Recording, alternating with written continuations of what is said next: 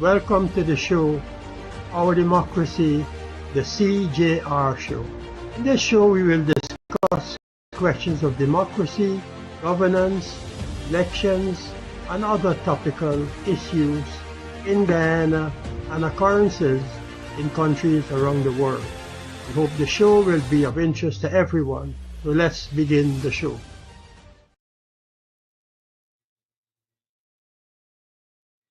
Good day. Welcome to another in the series, Our Democracy, the CJR Show.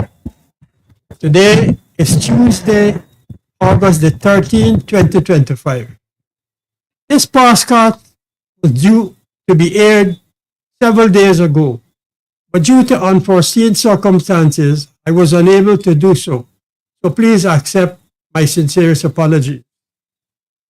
For today's podcast, I will do what is called an election update. And secondly, I will talk about the strangeness of an opposition commission synthesis of so many falsehoods that it can be described as bizarre. Let's start with the first matter, update on election scheduled for September the 4th, which is just a few days away from now, probably 18 or 19 days from now.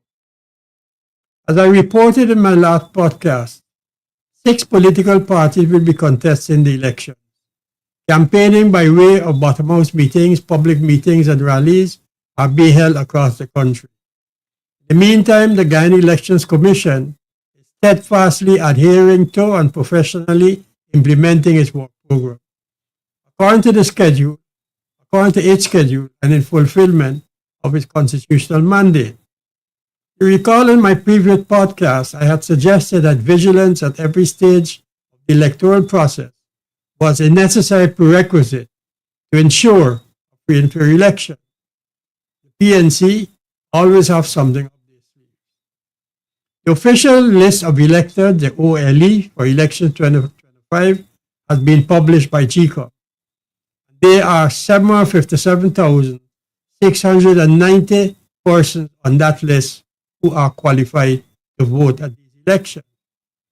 I wish to remind that for the 2020 elections, there were 660,998 persons on the official list of electors.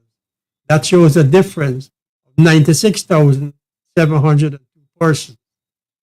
Furthermore, the number of persons who would have come of age, meaning persons who would have attained the age of 18 between 2020 and 2025, remains approximately 96,753.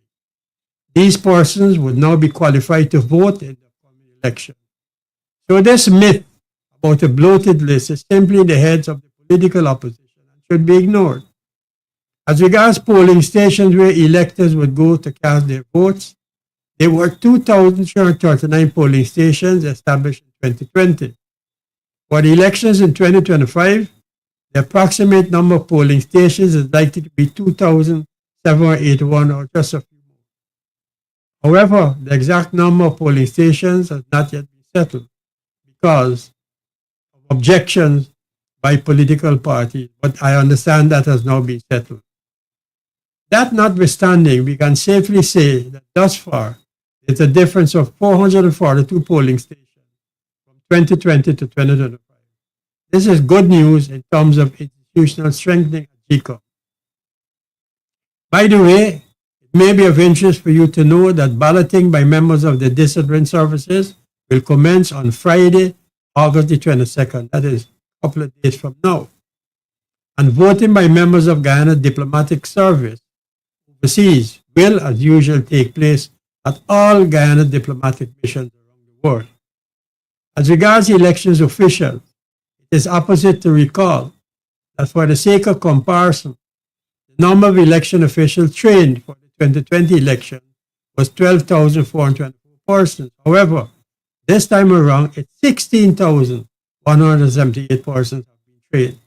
That is 1,334 more trained election officers compared to the 2020 election. This is important as regards capacity building at GECOM. As we approach the elections a few days away from today, it is important to note that over the past 5 years, new laws have been passed and will be operationalized for the upcoming election. These changes are reflected in the Representation of the People Act for Election Districts 3, 4, and 6. In other words, Electoral District 3 is West Demerara. Electoral District number 4 is East Bank, Greater Georgetown, and East Coast.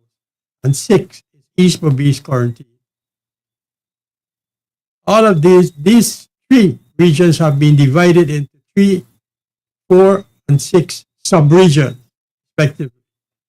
Those adjustments were put in place to enable more efficient and transparent ascertainment of the results of the electoral district, and by extension, that of the entire country. Now, each sub-district will be managed by a supernumerary returning officer under the supervision of the returning officer. In addition to above, votes will be tabulated from the statements of poll by the returning officer in cases of every district except 3, 4, and 6, and the supernumerary returning officer in the case of sub-district 3, 4, and 6. As a rule, the officers mentioned must display the results on each statement of poll, which will be projected onto a screen for all the persons to clearly see the information on it. ROs and the SROs must then record the votes cast in favor of each list as contained in each statement of poll that is being projected onto a screen for all to see. ROs and SROs must also give the opportunity for objection from duly appointed candidates or counting agents. They must not move on to display data on another statement of poll unless all of the information required from the statement of poll has been displayed is dealt with to the satisfaction of every person present.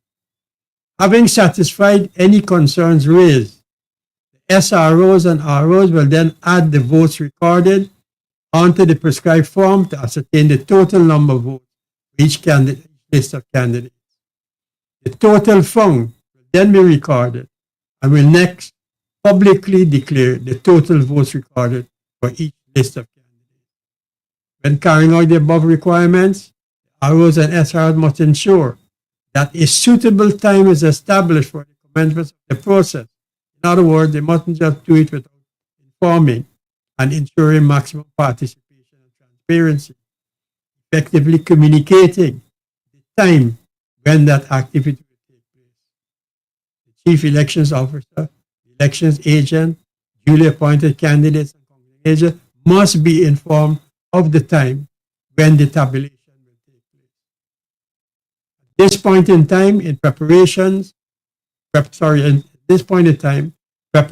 are taking place for the receipt of ballot papers, the tally sheets, and SOPs, all of which were printed overseas, as well as the receipt of key sensitive and non-sensitive material such as indelible ink, ballot boxes, etc., all of which were manufactured and procured from overseas in preparation for the voting.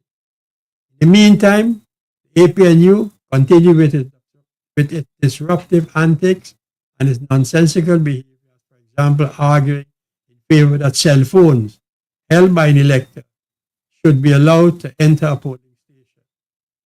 A decision has already been made on this matter, which will happen in 4 phases. Number 1, the elector enters the polling station with his or her cell phone. Number 2, the elector is warned not to use the cell phone to take a photograph of the ballot paper when they will be marked. Number 3, they will then be told to deposit the phone at a receptacle not far under the eyes of those who are present in the polling station. Having voted, they then will proceed to do the other formalities such as placing the finger in the indelible ink, etc., collecting back their ID card, and collecting back their cell phone. Then they will then move out of the polling station. This brings me to the end of today's program, and unfortunately, we will continue with the next topic, our next broadcast. Thank you for watching, and we will be in touch with you at the next program, which we schedule to broadcast. The next CGR show on Saturday at 5 p.m. I look forward to meeting with you again on Saturday at 2025 at 5 p.m. Please do not forget to press the like and share buttons and subscribe